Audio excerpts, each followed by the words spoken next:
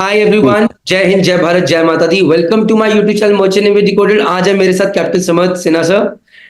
Sir को बहुत लोग people know him on Instagram by captain Sams and to be very honest एक well known celebrity.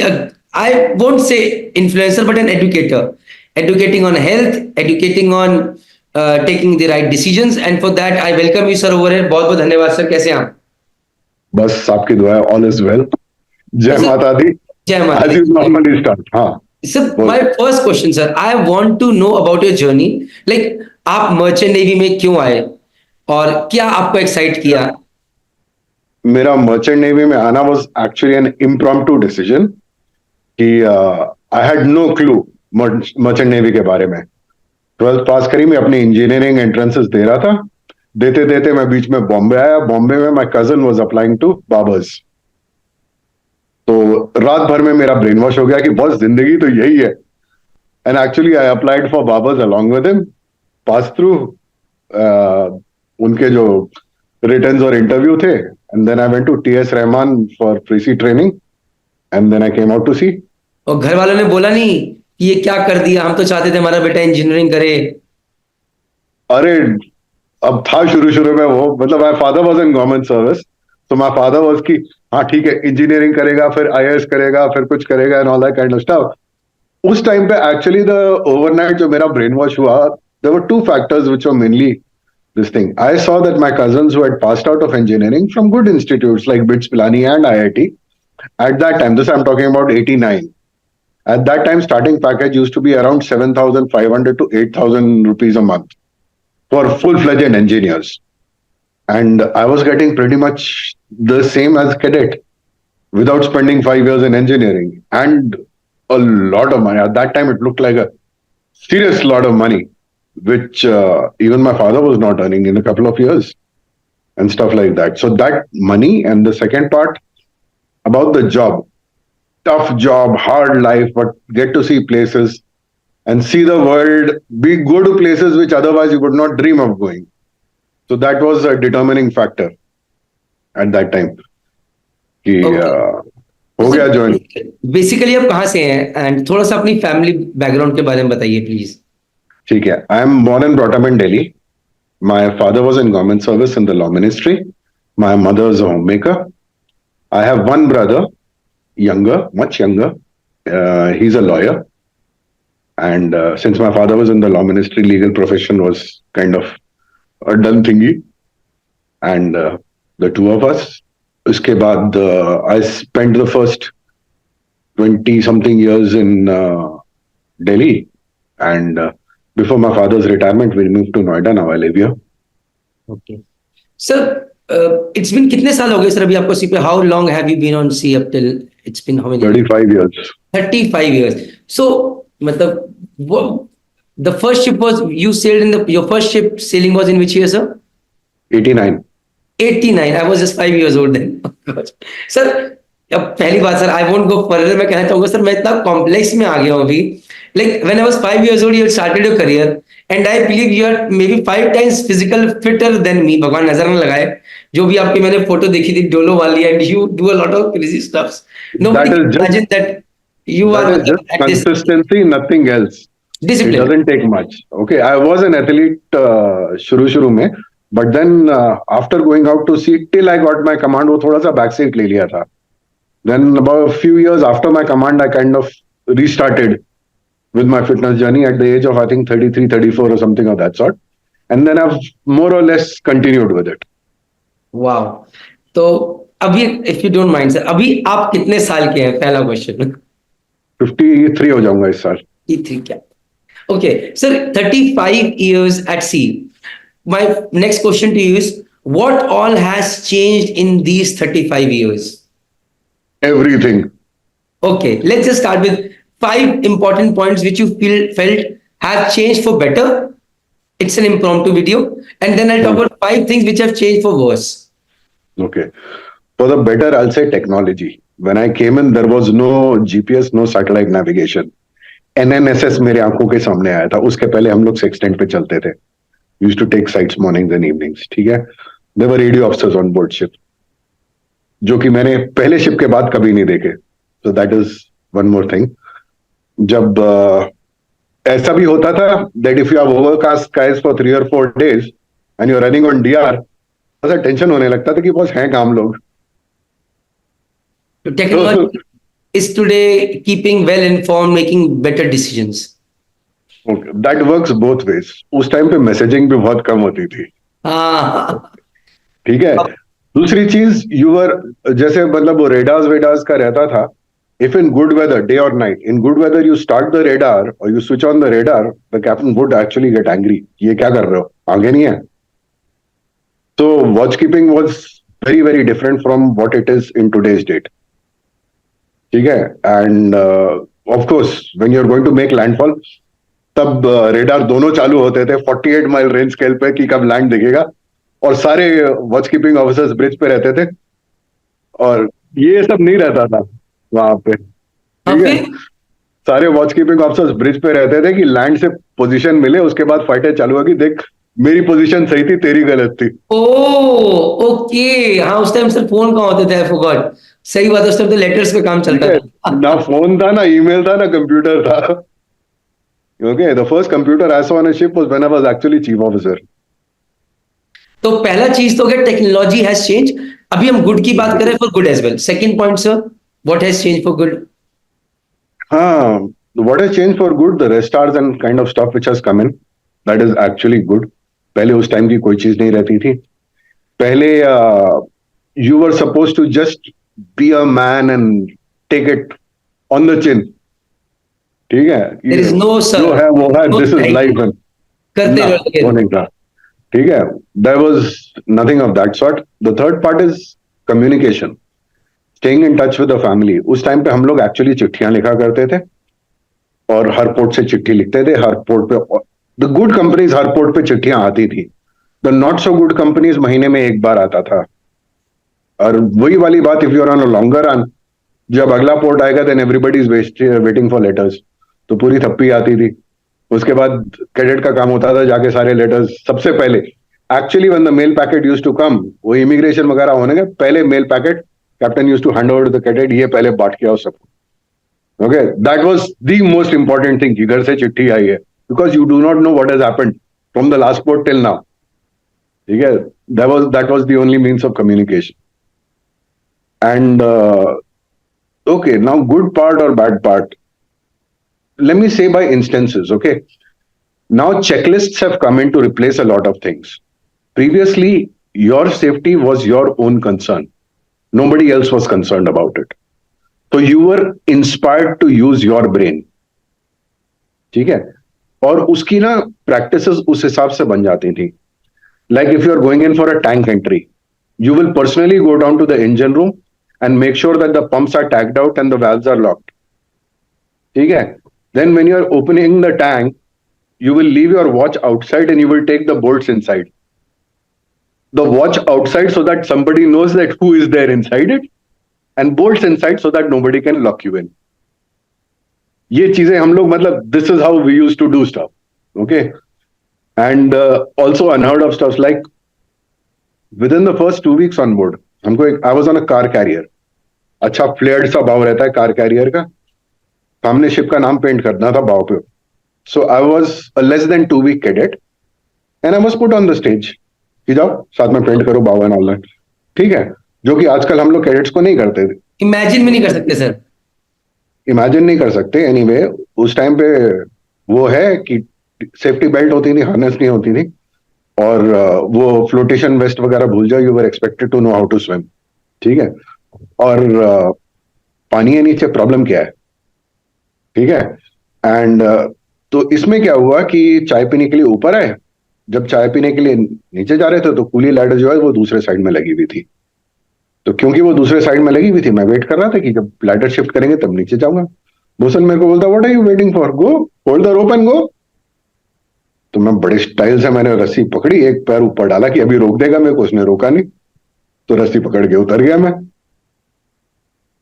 तो वैसी चीजें होती थी जो कि आज हम लोग वी कैन नॉट एक्सपेक्ट कि ऐसी चीजें होंगी कहीं पे, ओके।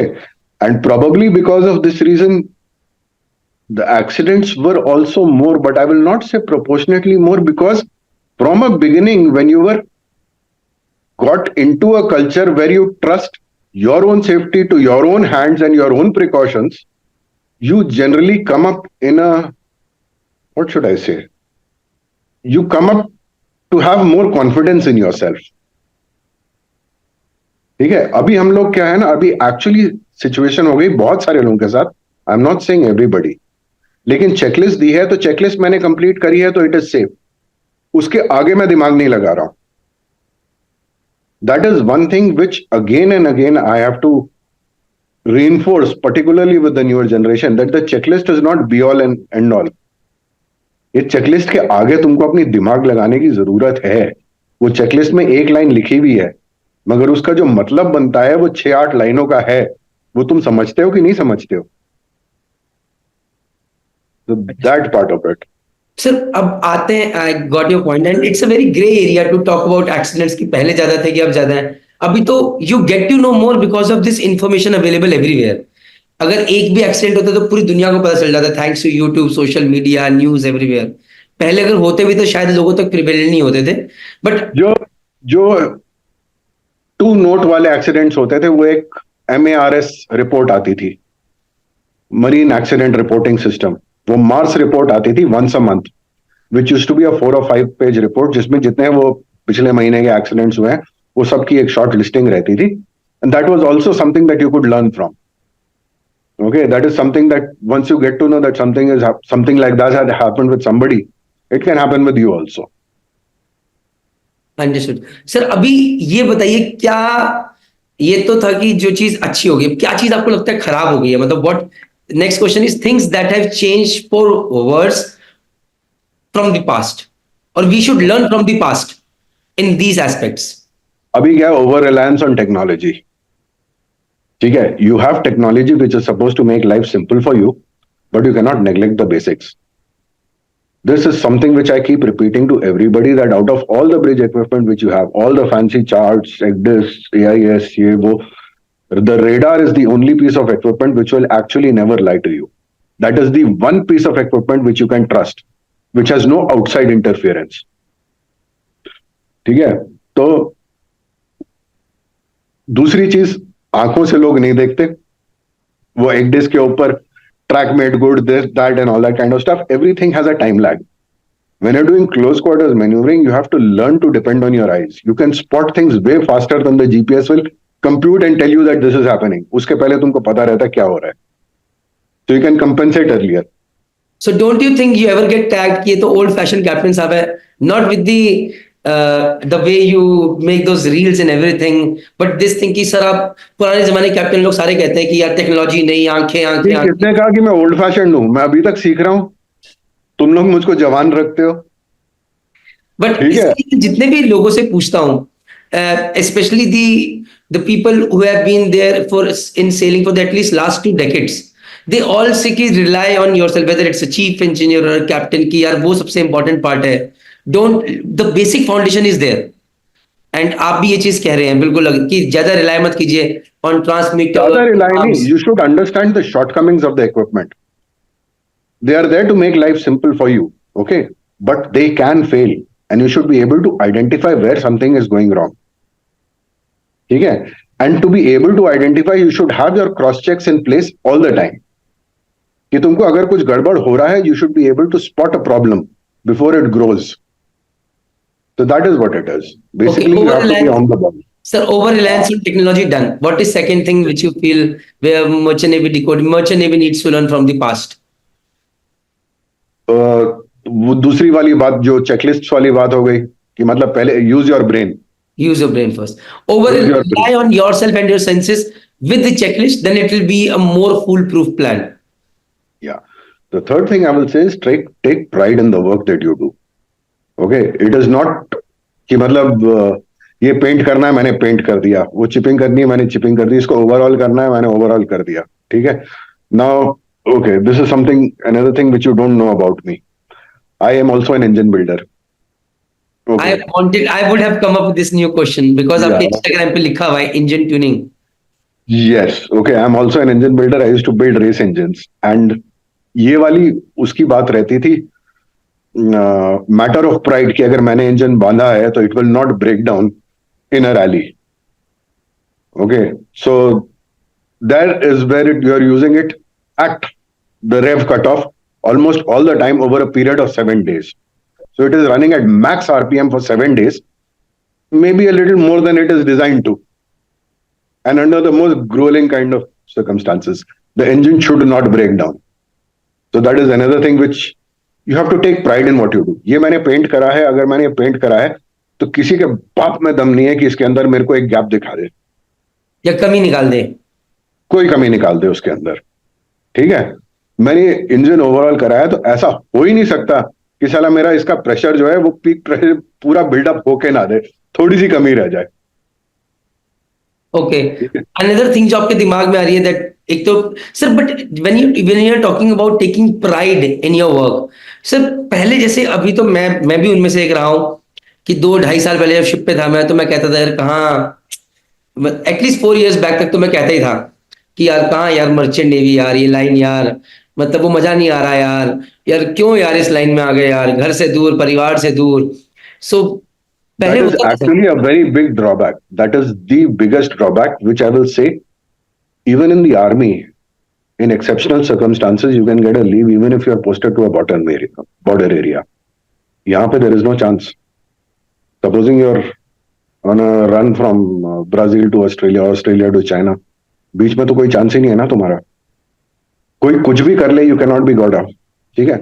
दूसरी चीज, if you're in a port जहाँ पे वीजा की जरूरत पड़ती है and you're part of the minimum manning, unless your relief gets a visa and then is able to come to the airport in time, you cannot be relieved. So that is a fact of life which you have to be very careful of. That is actually what makes the biggest drawback of our this thing. कि जरूरत के time पे तुम immediately घर नहीं पहुंच सकते. That is one thing which all the young people should know of and should be aware of. This is not for everybody. दूसरी चीज, लोनलीनेस बहुत होने लगी है. पहले क्या होता था, हमारे वॉलपोर्ट वीडियोस आते थे, एक्चुअली प्रोजेक्टर वाला वीडियो, उसको वॉलपोर्ट को फीड करना, चलाना भी एक मैटर ऑफ साइंस होता था एंड मैटर ऑफ स्किल. सबके बस का नहीं होता था उसमें करेक्टली वीडियो फीड करना. ठीक है, तो उसके ऊपर देखते थे हम लोग मूवीज जो आती थी, कंपनी खरीदती थी and then the movies used to be circulated from ship to ship. ठीक है, तो चिट्ठियों के साथ में वो वॉलपोर्ट मूवीज भी आती थी.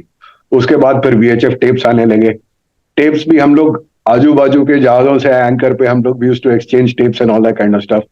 अभी तो everything is on hard drive and लोग अपने केबिन में बैठ के अपने उसमें देखते हैं लैपटॉप पे. The human being is a social animal. We need to get together. तो जब मैं जहाज पे रहता हूँ, किसी की मजाल है कोई नई पिक्चर अकेले देख ले, हम सब साथ में बैठ के देखते हैं, इर्रेस्पेक्टिव ऑफ रैंक. सर ये चीज मेरे एक चीफ इंजीनियर सर थे, दीपांकर नाहा, he had it in him. And उस टाइम मैं समझा नहीं, when I was a young chief engineer, old second engineer, I never understood this कि सब साथ बैठ के देखेंगे. मैं कहता नहीं, काम हो गया, मैं जा रहा हूँ.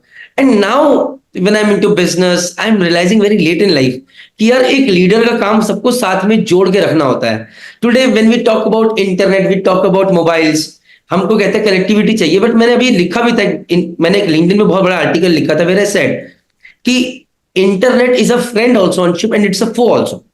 दुश्मन भी हो सकता है जब आप सारा टाइम अपने कमरे में बैठे हो, घर की अनवांटेड बहुत सारी अनफिल्टर्ड इंफॉर्मेशन, अननेसेसरी इंफॉर्मेशन, रोजमर्रा की जबरदस्ती की बातें जो कि जरूरी नहीं है, वो भी आप तक पहुंच रही है और आपको इन्फ्लुएंस कर रही है. और आपको 4 घंटे बाद ब्रिज वॉच पे जाना है, may be you not be in your senses and it can do a lot of stuff.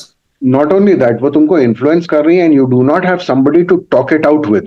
Most That makes a difference. Yeah. सबसे बड़ी बात, So it is very necessary to have a confidant on board with whom you can talk anything without fear of judgment or reprisal or anything of that sort. So it is very important to make bonds of friendships, and which can actually become difficult in a multinational crew. ठीक है, because वहां पे the relationships are very very professional. But you need people to talk to, and this is where we need to realize कि अगर आप ship के ऊपर हो, internet is a great thing to have, but you need to balance कि यार मैं जहाज पे रह के लोगों से बातचीत कर रहा हूँ, मैं एक्सरसाइज को टाइम दे रहा हूँ, मैं मेडिटेशन को टाइम दे रहा हूँ, मैं अपने काम को प्रायोरिटी दे रहा हूँ और अफेक्ट नहीं हो रहा हूँ उस अनफिल्टर्ड अनवांटेड इंफॉर्मेशन से, जो कि शायद आज इंपॉर्टेंट है, कल इंपॉर्टेंट नहीं होगी. And this is very crucial. Correct. अब agree 100%. Thank you sir, thank. और सर उसमें बहुत लोगों ने मुझे मैसेज करके बोला, लिखा कि यू आर अगेंस्ट इंटरनेट। मैंने बोला अरे यार, at least get the point right. See, I was the one who joined British Petroleum because there was internet over there. But sir I will tell you what I realise over there. मैं BP में हूँ sir, और वहां पर मुझे 20 minutes phone free मिल रहा है और इंटरनेट मिल रहा है। I was very happy when I joined. Sir एक स्टेज के बाद it became a foe for me, because sir Sunday का दिन प्यूरीफायर ओवरफ्लो कर रहा है। मैंने अपनी देन गर्लफ्रेंड टुडे वाइफ को टाइम दिया था कि मैं संडे को फ्री होऊंगा, लंच के बाद हम लोग करेंगे। मेरा लंच का टाइम और उनके रात के 2 बज रहे थे, बट शी वाज अवेक कि भाई प्रणीत से बात करनी है। You know how it works. तो she Yeah. Is awake 2 o'clock at night. She does not know what I am going through over here. Biryani के तेल ने प्यूरीफायर ओवरफ्लो कर रहा है, मुझे ठीक करना है, मैं पूरा स्ट्रेस में हूँ। स्ट्रेस जहाज का दवाई है, साथ में स्ट्रेस है कि अभी लड़ाई होगी ऊपर जाके। अब यार ये अलग बना पड़ा मामला। मैंने बोला चल क्या रहा है जीवन में। सो No, this is another thing you have to marry very, very carefully. I am blessed that way. My wife is my anchor. She handles everything so well. I've been married for 28 years, by the way. So she handles everything so well. When I'm there, when I'm not there, she's man, the entire house is like kept like that because of her. Actually. So that family support is very, very important. Sir Without that, you cannot do anything. Sir youngsters के लिए, हम जैसों के लिए, when you are just 23-24 years old, अभी relationship का पहला साल हुआ है, everybody takes time to cope up with की चीजें क्या है। सो उनके लिए भी नहीं, मेरे लिए भी नहीं, हर चीज नहीं थी। So what I am saying is कि we have to be very very sensible. And I realise that time कि यार ये तो बहुत चले काम पहले इंपॉर्टेंट है। ऐसा ना हो प्यूरीफायर के चक्कर में हाथ कहीं डाल दूं। जय माता दी। And we need to make our people also realise कि यार this is important for us. तो फैमिली की वो चीजें जो कि इंपॉर्टेंट नहीं है, आज उसके घर से कलेश हो गया, ये हो गया कि जबरदस्ती हमें इफेक्ट डाले। This is something which is very very important when you are working on internet. I hope you agree sir.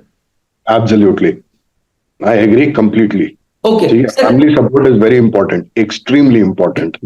कि आपके पास कौन सी इंफॉर्मेशन कब पहुंच रही है वो बहुत इंपॉर्टेंट है। Okay sir, next question sir. अभी आपसे मैं क्वेश्चंस पूछूंगा। It's simple. 3 advices that you would give to a deck cadet, your deck cadet. Never bullshit. Never If tell you lies.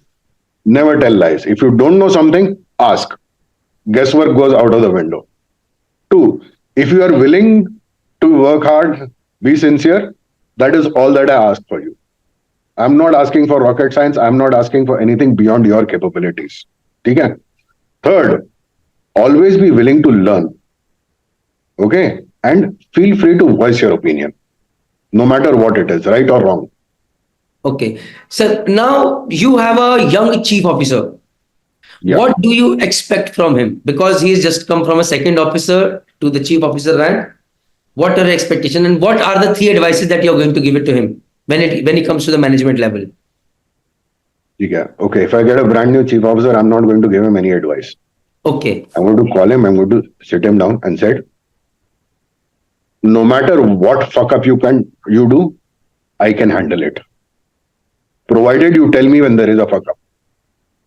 ठीक है? कहीं फंस रहे हो, पूछ लो. I'm always available. ठीक है?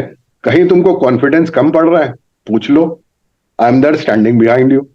I am not going to interfere with what you are doing. I'm going to watch you. Okay? If I feel that you're doing something stupid, I will tell you. आराम से. Okay? It is not, मैं गुस्सा नहीं करता. I don't remember the last time I have raised my voice क्या बात for है? anybody. I actually don't remember the last time I've raised my voice. Wow, people Okay. must be loving you on board ship. The problem comes in when I lower my voice. Arey! This is phenomenal. Like I love this, sir. I love this. ये तो एक अलग reel बन जानी चाहिए। आपको कैसी reel बनानी चाहिए? There is no, the problem is not when I raise my voice, because I don't, but the problem is when I lower my voice. क्या बात है? Okay, sir. अगर मैं आपसे, when was the, so my next question is, what advice, again, if it is no advice, no worries with that, sir. So my next question to you is, a young first time third officer on board ship, first time third officer. Uh, if no advice, but what are you going, how would you deal with him or his anxieties or his worries, if at all? It is just open communication, nothing else. I have a very free, frank kind of atmosphere. कि देखो सीधी सीधी बात है, मेरे जहाज पे अगर fresh chief officer आया, if he has sailed with me as second officer या third officer, he already knows what a chief officer is suppose to do. ठीक अच्छा। है, अगर मेरे जहाज पे कोई थर्ड ऑफिसर या सेकंड ऑफिसर आया, if he sailed with me as a cadet, no problem, he already knows what a second officer third officer is suppose to do. ठीक है, by the time a chief officer does 2 or 3 tenures with me, he'll be good as a master. Yeah. So what I tell the boys when they join is, I cannot give you a promotion, but I can make you fit for promotion. If you are willing to learn, I'm there to teach. ठीक है, ये बहुत सारे बच्चों के साथ क्या होता है, मुझे कोई सिखाता नहीं है, मुझे कोई ये नहीं करता, मुझे वो नहीं करता। लोगों के पास सिखाने का वो नहीं है टाइम। ठीक है, ना लोगों को सिखाना आता है। मगर अगर तुम किसी से क्वेश्चन करते हो तो हार्डली कोई ऐसा होगा जो तुम्हारे क्वेश्चंस को सॉल्व ना करे या तुम्हारे क्वेश्चंस का सही से जवाब ना दे। तो the onus is on you to ask questions. You ask questions and you will get answers. Because जिस तरह से कॉलेज में करते हैं, you have a structured pattern and all that kind of stuff.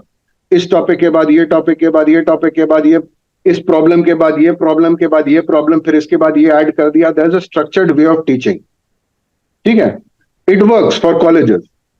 When you're doing a job, you get stuck somewhere, ask, and you will be explained. Everybody will tell you what to do. Okay, but you have to ask. Willingness to learn. So next question Absolutely. is three or maybe 2 or 4 important management mantras from you for a captain.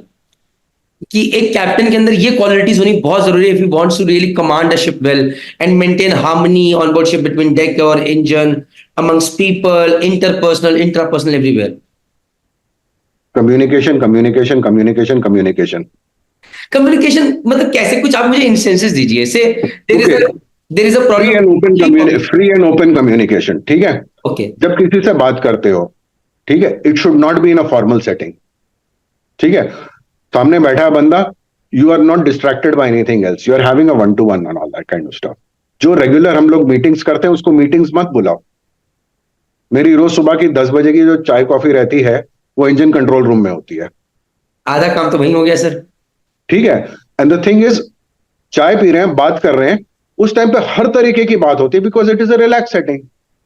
So I know exactly what is going on with machinery, where problems are coming in, what things you have to watch out for, what is planned for next, and all that kind of stuff. So I know everything which is going on. So I mean, you don't have a meeting and you have an agenda and this is what I'm going to talk about. No, you're sitting and talking, and you are talking about everything, so it comes. ठीक है, I don't believe in rank hierarchies and all that kind of stuff. किसी को कोई problem है, उसको कोई नहीं मिल रहा है, he can walk directly into my cabin.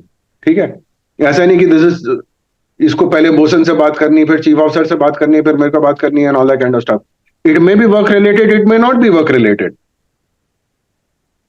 ठीक है, बोसन को कोई काम पड़ रहा है, instead of going to second engineer, chief engineer, he will go directly to fitter कि यार इसमें मेरी थोड़ी हेल्प कर देना।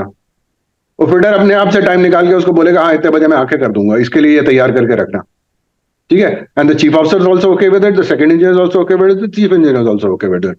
सेकंड इंजीनियर को कोई काम पड़ता है, कुछ हैवी लिफ्टिंग चाहिए, कुछ सजेशन चाहिए, चीफ ऑफिसर दोपहर को सो रहा है, he goes directly to bosun, मेरे को यार इतने बंदे चाहिए इस टाइम से इस टाइम तक। ठीक है, done. So that kind of break down the hierarchies, have an open, मतलब ये मेरा काम नहीं है, ये तुम्हारा काम नहीं है, हमारा काम है, हमारा काम हमको करना है। मैं आपको कंडीशंस देता हूं। So the next question is, there is a condition that there is a, you come to know कि चीफ ऑफिसर और सेकंड इंजीनियर के बीच में प्रॉब्लम्स है, हो सकती है सर, दोनों पिछले जहाज पे सेल करते थे, वहां पर दोनों के बीच में प्रॉब्लम होगी, इस जहाज पे आपके साथ दोनों फिर से आ गए, और आपको पता है इन दोनों के बीच में there is a improper communication, माहौल खराब हो रहा है, what will you do?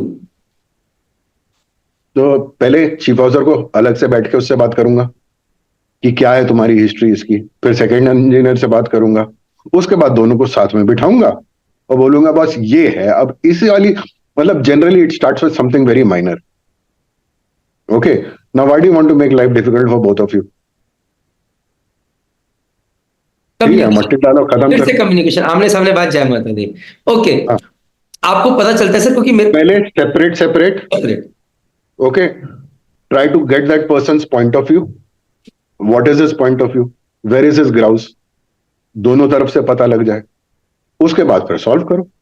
Okay sir, next condition is sir, you come to know that जो चीफ ऑफिसर है वो कैडेट के साथ व्यवहार दुर्व्यवहार टाइप का है, लाइक कैडेट को अपना काम अच्छे से नहीं आता है ऐसा। और मे बी शायद अब डीमोटिवेटेड हो गया इतना सुन सुन के, तुझे ये भी नहीं आता, तुझे, क्योंकि होता है सर ऐसा, तुझे ये भी नहीं आता तुझे। ये चीज बढ़ने नहीं दी जाएगी. Okay You will not let it fester. In the first instance that you come to know that something like this is happening, you will nip it in the bud right there. Okay, you cannot let things like this go out of control, or you cannot let things like this escalate. Okay sir, एक चीज I am loving this conversation, last question I would say, इसके बाद engine tuning के बारे में पूछना, आपकी journey के बारे में, एंड दैट इज यू, अगर आपको एक अच्छा लड़का मिल जाए who is smart, common sense है, willing to learn, a great team asset, but क्या कभी आपको कोई ऐसा लड़का ही मिला जो कि he is not ready to learn, मतलब सीखना ही नहीं चाहता है, सब लोग गिव अप कर चुके हैं, and even you have also given up and sacked him और something like that, has it ever happened? Several times, unfortunately. तो क्या चीज होती है जहां पर आपको लगता है कि यार, अरे यार, I am not going to take this guy and he needs to leave my team right away? What is that one factor which is just strict no for you? It has never been that he needs to leave my team right away. It has always been that he and I are sitting in front of each other, and I'm asking, "Beta, now how do you expect to continue on board?" And the guy himself said, "कि sir, मेरे से नहीं हो पा रहा, आप मेरे को घर भेज दीजिए please." ठीक है? And it has. There have been several people. I mean, more than fair share, I will say, over these many years that I've needed to sack. But it has been on kind of amicable terms on most occasions. I think there was only two which were on not so amicable terms, which were rowdies. Which were? Rowdies. Rowdies. Hmm. Okay. Okay. The rest, okay, no names taken, no ranks taken. An engineer, and he was having exactly the kind of attitude कि नहीं सीख रहा. And I'm like, बेटा तुम्हारा शुरू हो रहा है कैरियर, शुरू होते होते why do you want to like get into a place like this? वो सर मेरे को तो यहाँ आना ही नहीं था, इन लोगों ने मेरे को जबरदस्ती भेज दिया, and ये है वो है and all that kind of stuff. But these people are senior to you. You should listen to these things. Sir मैं अपने बाप की नहीं सुनता, मैं इनकी क्यों सुनूंगा? ठीक है? तो बेटा how do you expect me to keep you here after that? No no no, कोई चांस ही नहीं है सर, तब तो कोई चांस ही नहीं है। आपको इतना एटीट्यूड दिखाएगा, वो कहीं भी दिखाए जाए माता दी, ये तो नहीं। No, but with me he is like fine. He's speaking his heart out with me because that is how I am with. I'm not sitting there to judge him. I'm there to listen to him, his side of the story.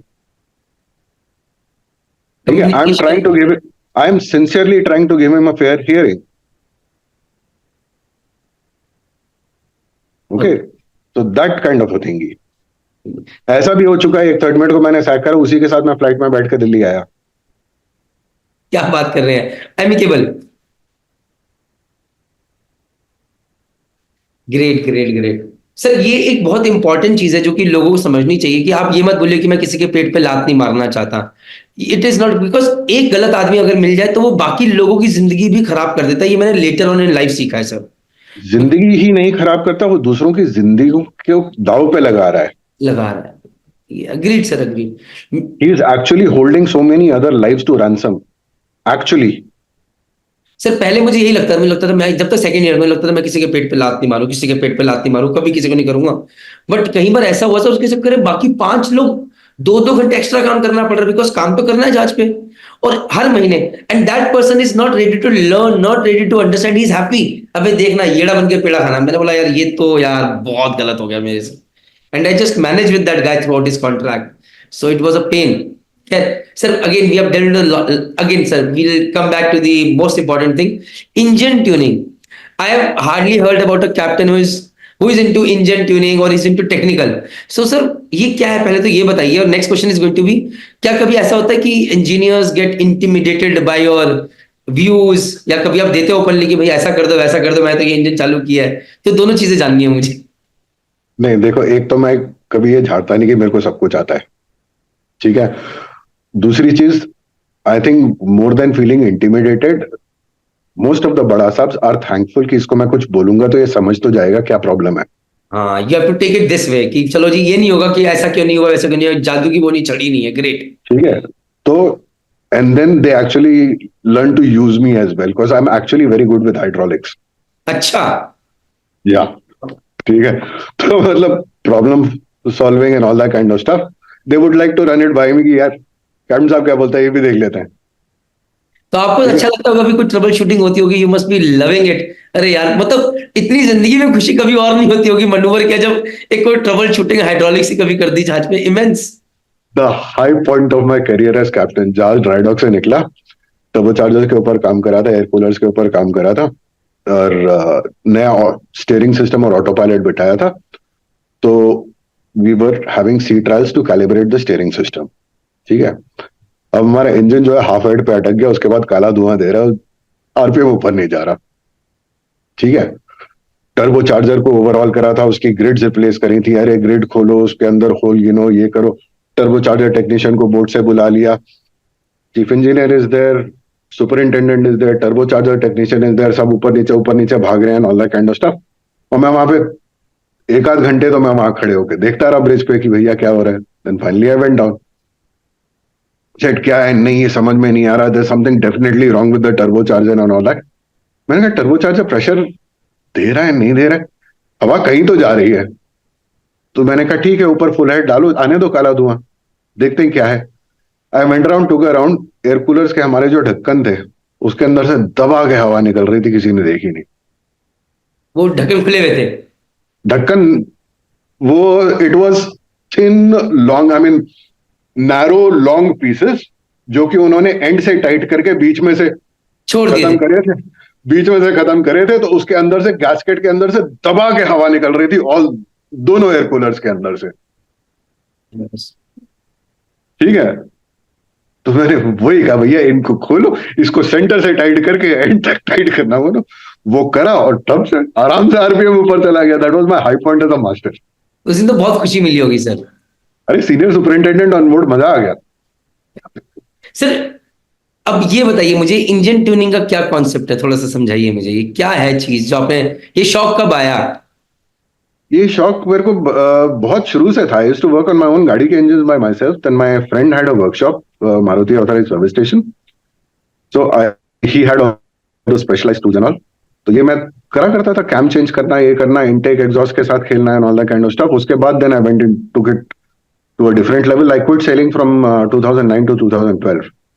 Then I started turbocharging petrol cars and actually setting up ignition and injection maps for all of them, for either more economy or more power within a specific band and all that kind of stuff. I was basically part of prepping cars for races and rally.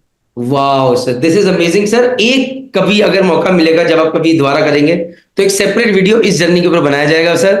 With this all I want to say is thank you very much sir. जय हिंद, जय भारत, जय माता। It was amazing to have you sir, amazing to have you. The pleasure is entirely mine, and wish you all the best. You're doing very, very good stuff. The kind of guidance which you have on your website, I really appreciate that, and I'm diverting a lot of youngsters towards that. जो मेरे पास questions आते हैं, मेरे पास answers नहीं है, जो guidance के तुम्हारे जो answers देते हो, I really appreciate the work you're doing. Thanks a lot, Praneeth. Jai Hind, Jai Mata Di. जय हिंद, जय भारत, जय माता।